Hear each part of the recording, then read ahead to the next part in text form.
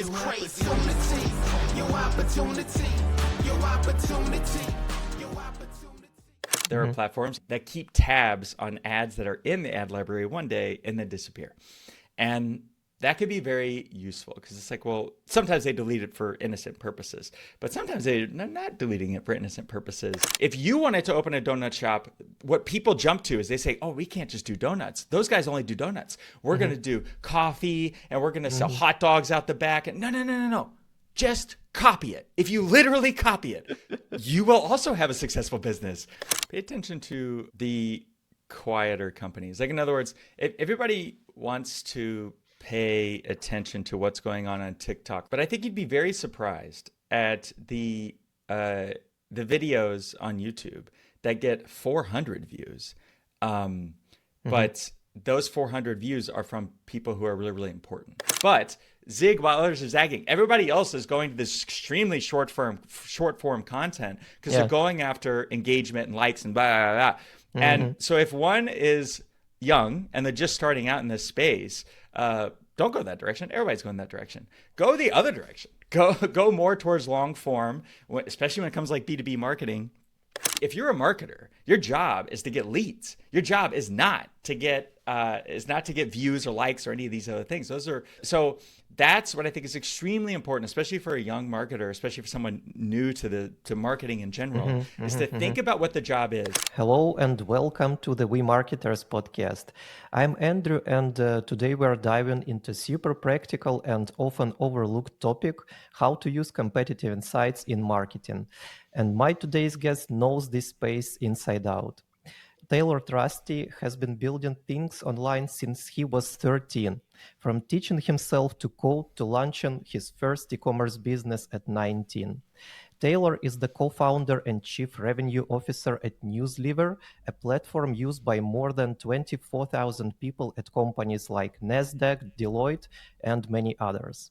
And on top of that, Taylor co-hosts a successful podcast for entrepreneurs titled Founder Secrets. Taylor, happy to have you today. And can you give an overview of your background and share your story? Yeah, what an intro. Thanks for having me, Andrew. I'm just a computer nerd, right? Like I liked I still love computers. I love all things technical. I'm the guy wearing the Meta glasses as is normal, kind of sunglasses.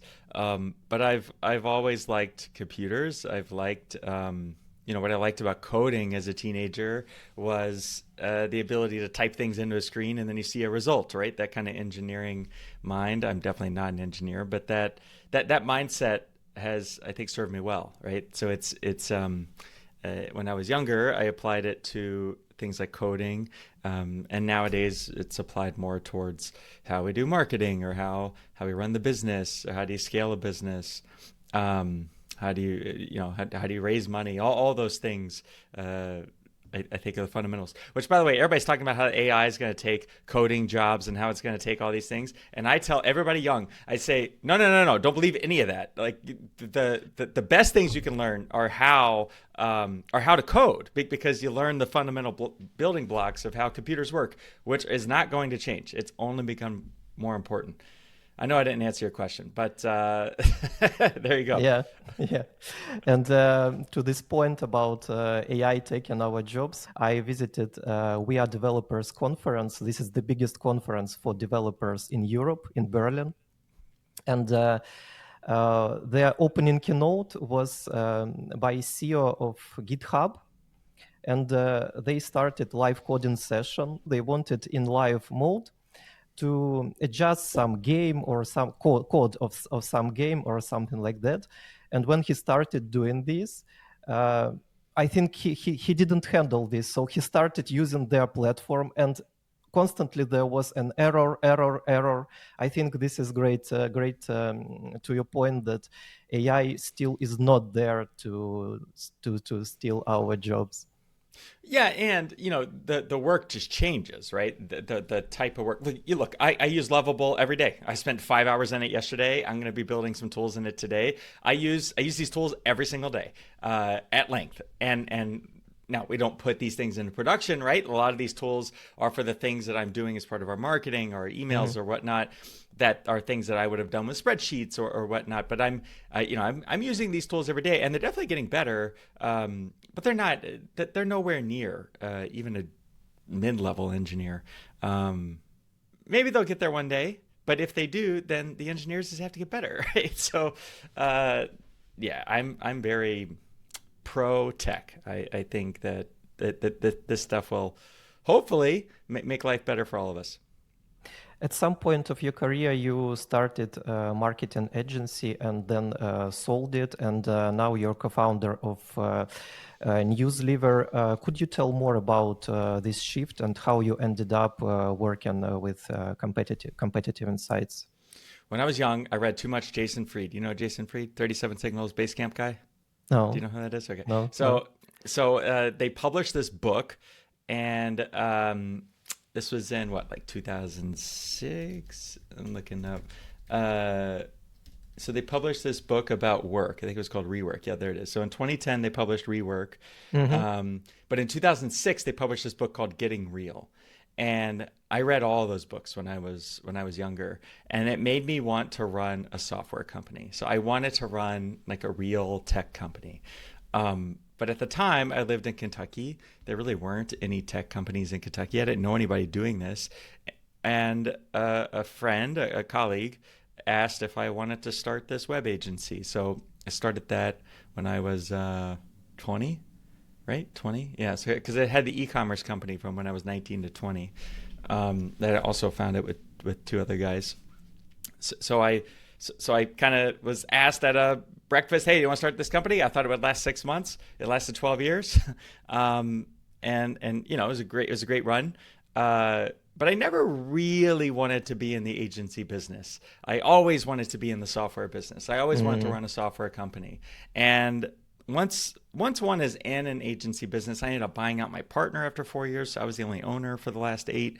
It's kind of hard to get out of it, right? Because you're always in these contracts. We did big projects. We did 6 to 12 month projects. They were hundreds of thousands or sometimes millions of dollars. So it's very hard to unwind something like that. So over time, it really started to feel like a trap. And these guys in Boston that we had worked with on different accounts offered to come in and buy it. And I said, sure, yeah, that'd be great. And so that was in 2018. And then we started this company, which is now called Newslever. It used to be called Signal Insights in 2019. And at the end of 2019. And yeah, it's been fun. So in terms of how we started it, 20 years ago, I had this idea for tracking competitors. We used to track my competitors in the agency business and my clients' competitors on social media. So we would say, okay, well, what are the competitors posting on Facebook? Instagram wasn't really big for companies back then, but Facebook, LinkedIn, what are they doing on their websites? What kind of emails are they sending out? The ads that they're running. So this was the early idea. I built like this kind of crappy prototype and kind of showed it around to some of my clients in that business. That business was called Blackstone Media. I called the early version Blackstone Intel, and some of my clients were like, "Yeah, that looks cool. We'd buy it." But I was running an agency, right? I didn't have time to build this kind of side thing. But I just always kept it in the back of my head. Now, when I sold the business, I added a carve out that said Taylor retains all rights to Blackstone Intel, and the people who bought it were like, "What the hell is Blackstone Intel?" Because it wasn't anything, right? It was just an idea, but I wanted to make sure I covered my bases in case we started the business. And then I went to some of my old clients and said, hey, if I built this, I had a little prototype built for what this, it was originally a report for competitive insights. And I went to some of my former clients and said, hey, if I built this, would you buy it? And Toyota, who was my largest client in my last business, they're still a client in this one today, said, yeah, I'd buy it right now. And I was like, no, it's not real. It's just prototype. But that gave me the confidence to, well, if they'd buy it, I think others would. And so yeah. Let's give our listeners who are mainly in-house marketers a little bit overview of what are competitive insights, and what do we actually mean when we are talking about competitive insights, and how they can be useful? Yeah, so there's a big world of competitive insights, right? So there's there are kind of secret shopper businesses that have been around for a long time. If you're familiar with those, I have a friend who started and sold one of those companies. So if you're in the grocery business or you're in retailers, then they let you know like what your competitors are doing in retail stores. Those have been around for a long time, and very, very well established. And then a lot of people, when they think, if you're in B2B and you think of competitive intelligence, it's what you find out when you go to the trade shows, right? It's the information you go to the parties and you're friends with a lot of the people in the industries. I'm friends with a lot of agency owners and now tech people, and you just hear things, right? So that is competitive intelligence. And frankly, that's wonderful competitive intelligence. If you have friends in the space, so that's the best stuff, but that's hard to get. And as maybe you don't have time to go to all the conferences, you don't have time to do these types of things.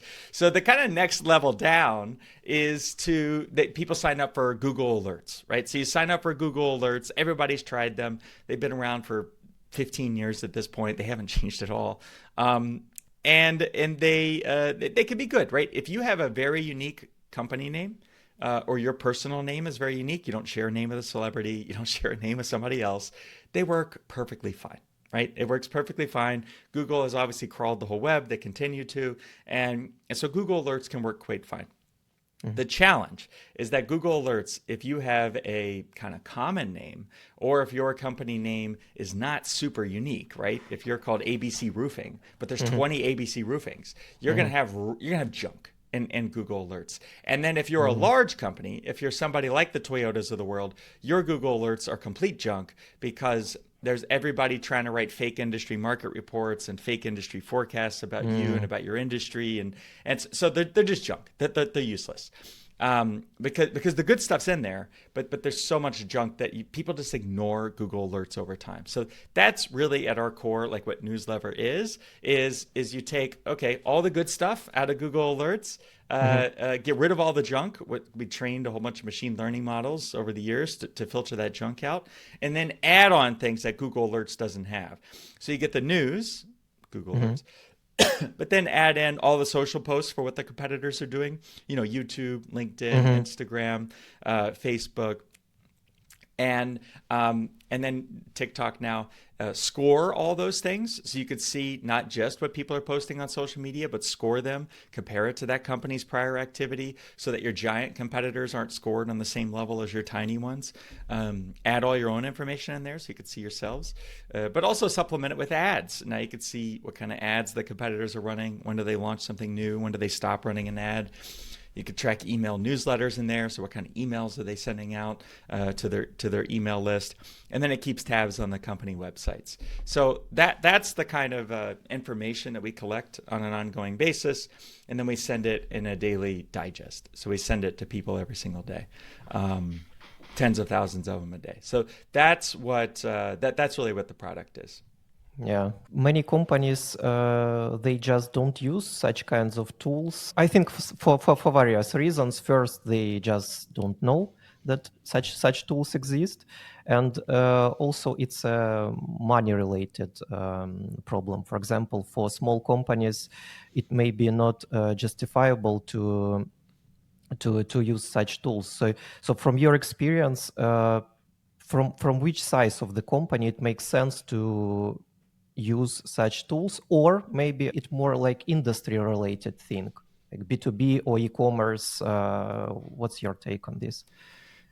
Yeah, so a lot of our clients are B2B, right? And in terms of size, it starts at around 50 employees, but really the average kind of size is about 500 employees up to 20,000 or so. Because when you're too small, to your point, it's not worth the money, right? You know, too small, it's just not worth it.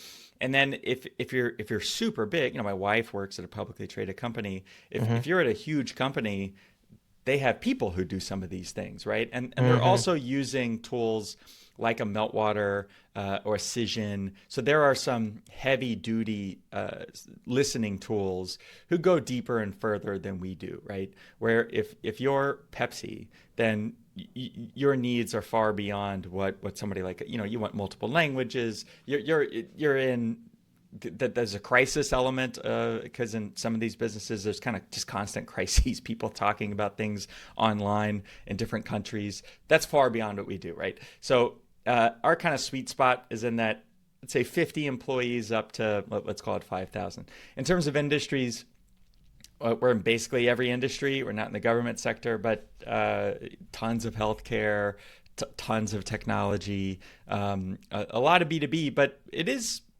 45% of my clients are B2C. So there are still a lot of consumer clients in there. But everybody from, Nasdaq to Toyota Material Handling to, actually I forget a lot of them nowadays.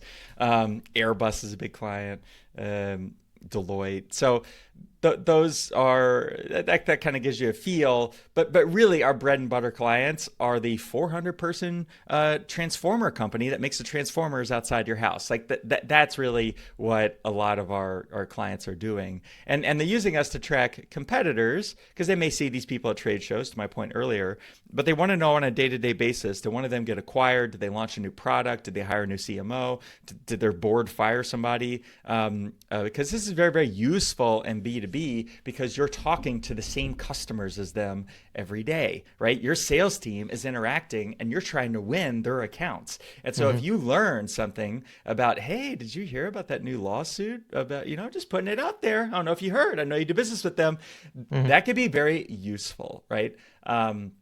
So that's like the big kind of highlighting things. But on a day-to-day basis, knowing what's working for them on social media, hey, one of our competitors has started running YouTube campaigns and they're doing great, right? They're getting a lot of traction. They're publishing these kinds of videos. Maybe we could do something like that. So those are kind of the two big use cases. Keeping tabs with what's going on in the industry for sure. That's kind of like the Google Alerts equivalent. But also ideation. So it's, hey, let's look at like what's really working and using that in our kind of monthly brainstorming meetings for a content calendar or for what's next for us. What is the right way to use competitive insights?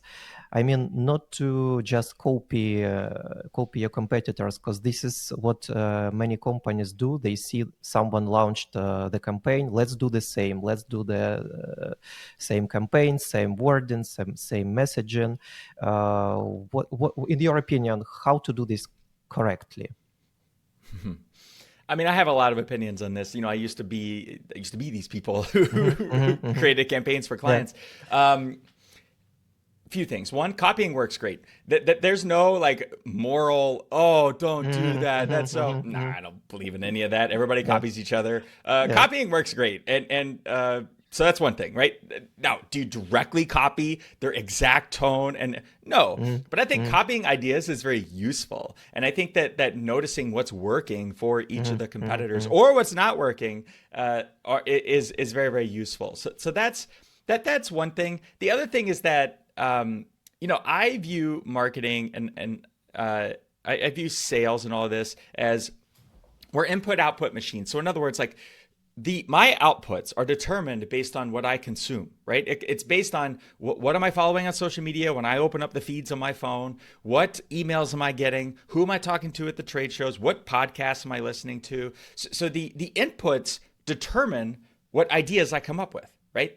And so if I, as a marketer, if I'm in charge of creating the outputs, right? I'm in charge of creating outputs for a company, then I need to sanitize and create good inputs. And so I say this because platforms like Newslever, we're not the only ones, but ways like this where you can bring in what's working and the high quality things for your competitors or what's working in the industry or even other industries will lead to better outputs.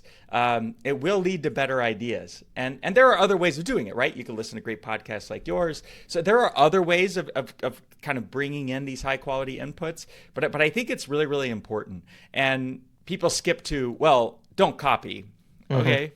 Fine, don't copy. But do create a way of bringing in high quality inputs so that your mind is seeing what's interesting to you or something that's new to you, so that when you come up with new ideas, if you're Mr. or Miss Marketer, that they'll be good ones and they'll be new and they'll be different from what others are seeing. So that's why we also encourage people to not only track their direct competitors, right? So don't just track the 8 companies in your space, but maybe track some that are outside the space or a little bit different, so that you can, bring in those new inputs. I know I keep saying that, but that's the way I see it.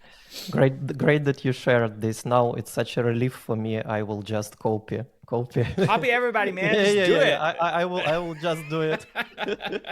It works. Like now, there are some spaces. I was listening to this podcast. To my point about podcasts, I was listening to this podcast where it was like people are afraid to copy, and he gave this very compelling argument that more people should copy. Like, in other words, if you see the donut shop that's downstairs from you, and you're like, man, they are killing it. Every day they have this huge line, and they sell the best donuts in town. Okay, if you wanted to open a donut shop, what people jump to is they say, oh, we can't just do donuts. Those guys only do donuts. We're going to do coffee, and we're going to sell hot dogs out the back. And no. Just copy it. If you literally copy it, you will also have a successful business. And that's what so much of business is. My mom runs a painting company. She paints just like everybody else, but it's the way she does it, right? So she copied kind of the 95%, but then added her own flair because she's a female-owned business and it's pink and these types of things. But at the end of the day, it's a painting business, right? It's copying. And a very related question, but from a little bit other side, what mistakes do marketers usually do, from your point of view, when using competitive insights? What mistakes do people do? Well, I think that what mistakes? That's a good question. So I think there are a few. So one is they over-index to themselves. Like, in other words, that there's an ego tied to their own work. And so it's very hard for them to look past, we are not doing well. And that's all ego, right? So it's all, oh, look how poorly ours are performing on Instagram versus the competitors. And it's like, okay, that's fine. Let's just pay attention to why the competitor. So in other words, they're so focused on like, well, why aren't we doing very well versus, well, why are they doing well, right? It's a frame change. Very inwardly focused, very focused on their own work. Another element is that they don't have the ability to, and this is probably most common with the small companies, to your point earlier, they don't have the ability to actually do any of the work. Like, in other words, they have no ability to create outputs. So they can only look at what the competitors are doing. They consume podcasts. They do all this, but they actually don't do any marketing. So they don't, or they don't have anybody on staff to do it. I mean, I tell people I do demos, dozens and dozens of demos a week, and we tell people who's going to kind of take action on this. And oftentimes we're talking to that person, right? But if I'm talking to a business development person, right, I'm talking to the CEO is not going to be, writing the social media posts and doing these types of things. Who's going to be taking action? And so if there's not someone who's in charge of taking action and what are we going to do with this, then I think that's oftentimes a big mistake. Now, the CEO, and we have clients like this, they're information junkies. They just like to know what's going on. They like newsletters. They pay for some of them, and they pay for hours, and they just want to know what's going on. And that's fine. God bless you. But I think that for most of our clients, they need someone who's going to be in charge of taking action. They need somebody who's going to take in this information, analyze it, think about it, and then what are we going to do with this? So those are, I'd say, two, I don't know if I'd call them mistakes, but those are two kind of missteps that we see. Maybe more will come to mind as we go on. Yeah, there are pretty obvious metrics that we should track. I mean, competitor metrics like website traffic, mentions, and many others. But from your experience, are there any maybe unusual things we should consider when looking at our competitors? Unusual, unexpected, interesting. Yeah. So one of them is, most marketers are familiar with the ad libraries. You go look in the Meta ad library, or the Google, TikTok, or the other ad libraries. What the ad libraries won't show you is when a competitor deletes an ad. And companies have figured this out. So they delete ads, so they stop showing up in the ad libraries. And it can be what is an unusual thing. So there are platforms like We Do It that keep tabs on ads that are in the ad library one day and then disappear. And that could be very useful because it's like, well, sometimes they delete it for innocent purposes, but sometimes they're not deleting it for innocent purposes. So that's kind of an unusual one that seen like the number of ads that a competitor launches and so like what's the rate of launching new ads and closing ads? So I could look at somebody's ad platform and see probably how proficient they are at marketing or advertising just based on that. How many new ads are they launching at a time? How many and how many have they stopped running over, let's say, a 7 or 30-day period? So that's like a proxy that I will use. Like, it's not something we put in the platform. I mean, it's part of the platform, but that's an indicator that I'll use to see how active an industry is how often are they launching new ads? Anybody could run an ad on Meta or Google or what have you. Run the same ad for 3 years, and maybe they put $2 million behind it. That'd be unusual, but the industries where we see people are launching new ads and canceling ads all the time, those are very active industries, extremely competitive industries. The flip side of that is that I have clients, and we will meet with people, and they're in industries that you've never heard of, but these companies all do $500 million a year, and one company's running ads. And they're very quiet. There's really no news. The only social network anybody's posting on is LinkedIn. And you look at that and you think, wow, this is interesting. Like, I wonder if there's an opportunity for someone to come in and really, create some havoc here. Now, maybe not. Like, some of these industries are quiet because, there's 4 players who own 98% of the market, and it's a waste of your time. But sometimes I think, wow, there's like real opportunity here. This is a real industry. They're big, and one company running ads, et cetera. So those are kind of some of the things that paying attention to. Interesting. And I thought, it's a very interesting angle that you shared. And I thought that these ads that are not actually running right now, that were stopped, it can be an indicator of which ads doesn't work. I mean, right. which content doesn't work. 100%. And there are different stoppings, right? To your point. So somebody can delete an ad, they can pause an ad, they can stop an ad. They could restart the ad a day later, a month later, a year later. So there are different elements of this, right? They may have had a billing issue, right? Their credit card maxed out or what have you. So there are all kinds of reasons why ads could have stopped or what have you. But when somebody deletes an ad, like it's no longer in the ad library at all, that's odd. It can be, isn't always, but it is, just another one of those kind of signals. How do marketers should start with choosing the right competitive insights platform or tool for them? What should they consider? I think I'd consider, like, what do you want and what are you doing now? So if someone is using Google Alerts and it works, then great.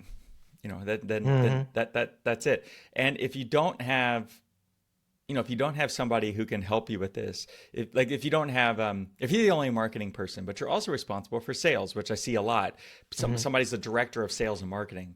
In my experience, 90% of that person's job is actually sales and 10% is marketing, right? They do marketing 2 days a week or 2 days a month.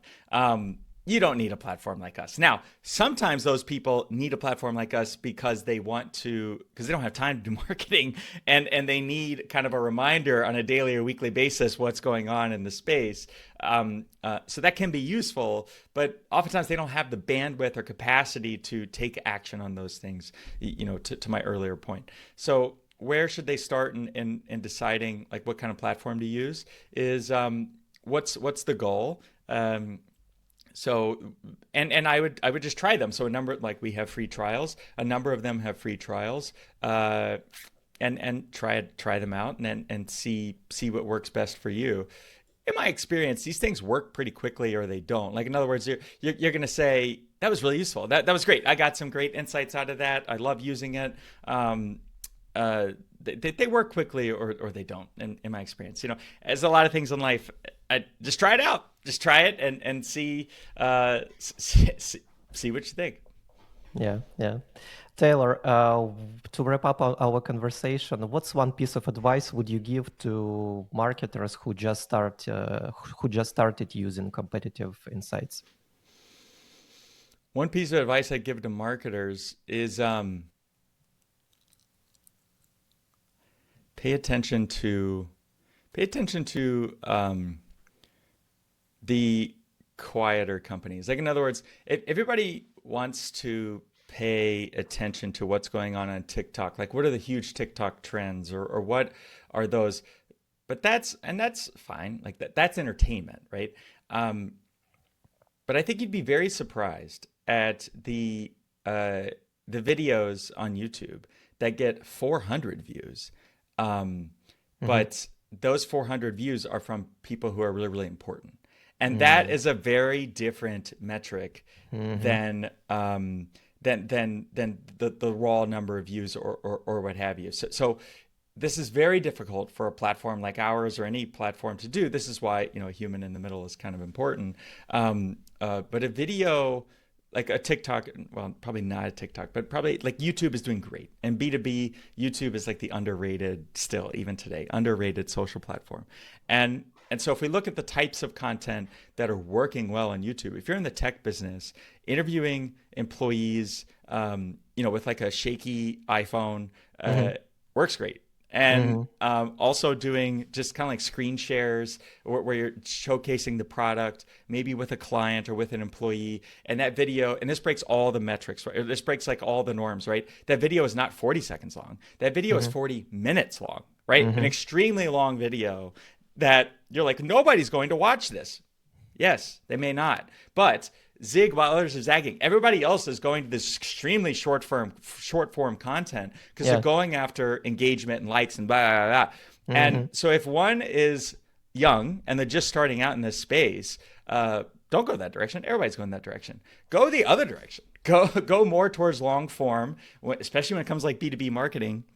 Because most experienced marketers are going to say, well, there's no way we're going to make 40-minute video about a demo or what have you. So that's I mean, look, I've seen it work, and you won't get a lot of engagement, right? These videos are not going to get 100,000 views, but again, they might get 26 views. But they give you 2 leads. And that's really, at the end of the day, what we're here to do.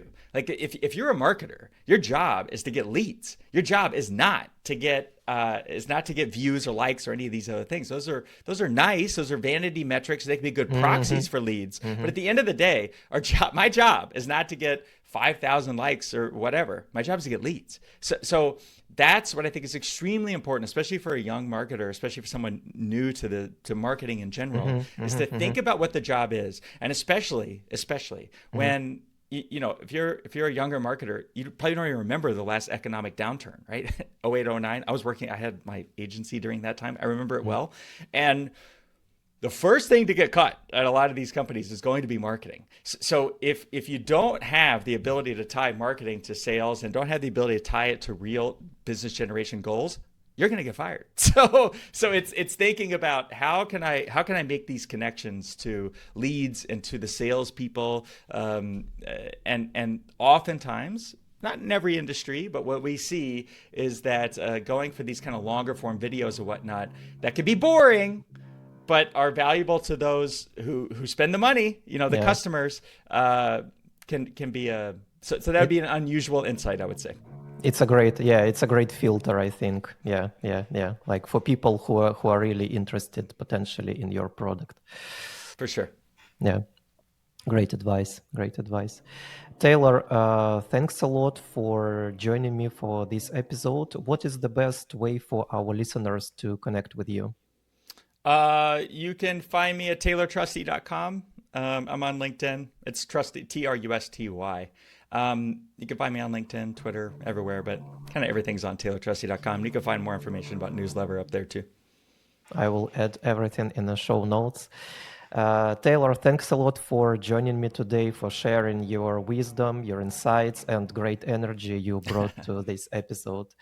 Thank you, and bye-bye. Thanks, Andrew. Appreciate it. Winning is crazy. Your opportunity. Your opportunity.